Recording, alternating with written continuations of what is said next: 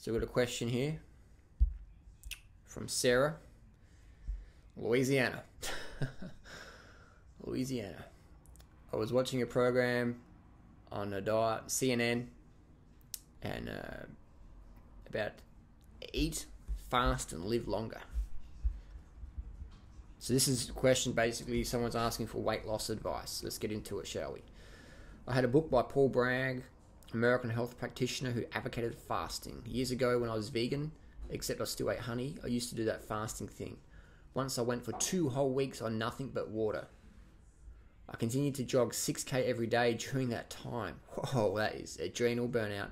On the 13th day, I was jogging up some hills in Glen, and on holiday, when my heart seriously started to race, and I felt so uncomfortable and strange, I decided enough was enough. Yeah, because basically what you're doing when you're fasting, you should be in bed.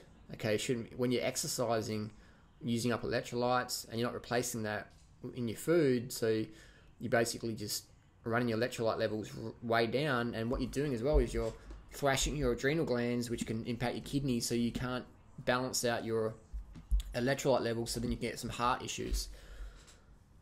So decided enough. I started eating again the next day. I found out after my attitude towards food had totally changed after the fast. I wanted to eat lots, way lots. I was still my vegan self, but I was a pig and overate. It seemed that I couldn't get enough. All the good work I had done, kilograms shed, all came back on within a week. Of course, because if you're eating like a vegan diet with a lot of fat and salt, it can really puff you out. But if you're eating a diet based on fruits, and maybe with some starch, McDougall style meals as a backup plan, you're going to be all sucked in like the gaunt Durian rider. Look at that face, all full of fat. I look like Lance Armstrong on a full cycle of Clen and Edgar. So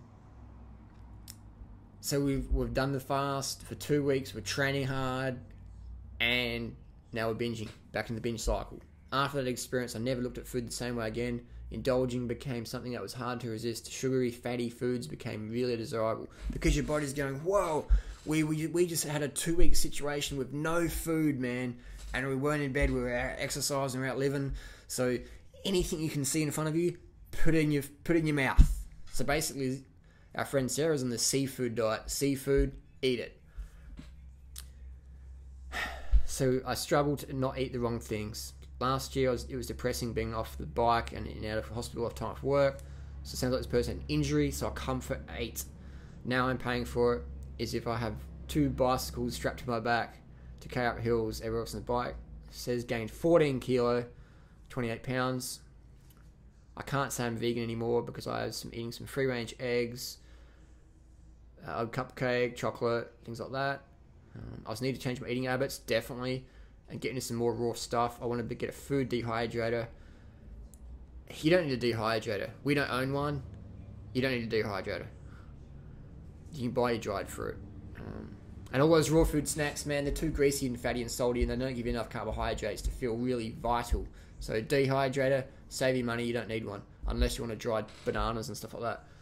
So I'm trying to get fitter. I did some small rides and a bike ride recently. Doing a weekly ride. Blah, blah, blah. I thought it would be better to build up to getting fitter before I joined the faster kind of rides where everyone goes fast. Okay, so my tips for this person would be, okay, they're a cyclist. Awesome, because cycling is the best slimming sport on the planet. No doubt about that.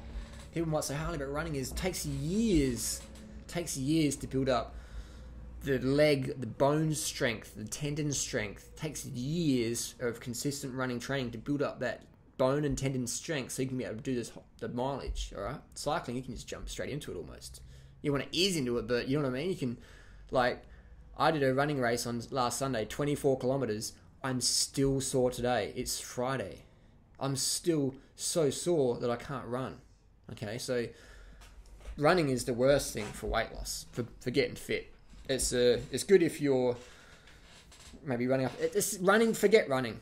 Running is to get fast on the bike, do some running. But for weight loss, running sucks. It is just, it's too hard, man. You got to basically be an African kid who's ran from 5 years old to school for 20 years, and then you can get to some serious training. 15 years at least. Forget running. Cycling is where it's at. So we've got the cycling. What happens is basically when we do these fasting things, I'm a fan of fasting, but at the same time I'm not a fan of fasting. If you have a health condition, maybe fasting is for you. But then again, why not just live the lifestyle that's supportive of health? Eat the diet that's supportive of health. High carb, low fat, vegan, fruit focused. All fruit and vegetables if you can do it. If you can find enough quality fruits that taste good and satisfy appetite. Failing that, high fruit diet, starches, things like that, McDougall style. Done enough videos about that. People can look it up. Lifestyle, go to bed 8, 9 o'clock. No caffeine, no alcohol, no recreational drugs. The only drugs you should take would be painkillers for emergency surgery, or if you're a type 1 diabetic on insulin, obviously. But you know what I mean? So a lot of people is they want to do a quick fix thing, but they don't want to change all the other stuff. You know, they want to eat their chocolate or eat their eggs and stuff like that, or whatever, or their salty, greasy, deep fried stuff. But they don't, you know, they think a 2-week fast can just erase all that. It does erase it for 2 weeks, and then you go back to your old lifestyle. It's a bit like you work in a job you hate to buy crap you don't need, and your boss really pisses you off. You hate your boss. You got a voodoo doll at home, and you stab your boss in the face every night when you get home. Then you have a 2-week holiday, and you're like, oh, it feels so good. This holiday's so good. Great. But what are you going to do when you go back?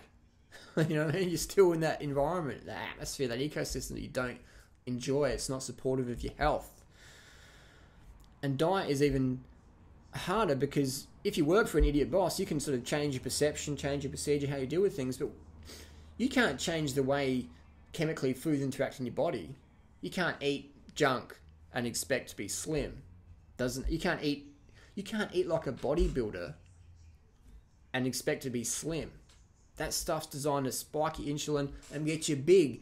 That's why whenever you go to a gym and you talk to all the 20-year-old guys and you say to them, you know, what's up, guys? You know, get some juice, get some gear. Yeah. There's some whey protein. What are those guys eating, man? Seriously, what are they eating? They're eating whey. They're eating eggs. They're eating steak. They're eating fish. I got my tilapia, man. I'm bulking up. I'm eating my tilapia. And then you go to them, hey guys, like, what do you think of rice? And they go, oh, rice, man, makes you fat. You know, like fruit, no, too much sugar makes you fat.